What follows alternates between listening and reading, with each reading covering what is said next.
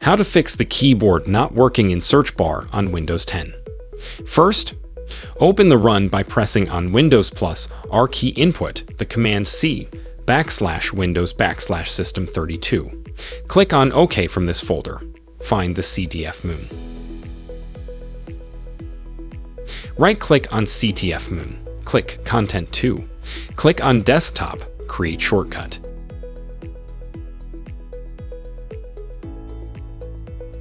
Open the Run dialog box again.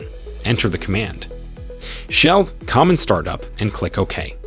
After opening the Start folder, copy and paste CTF Moon shortcut into this folder. Now restart the computer. Job done. Thanks for watching this video. Hope you like this.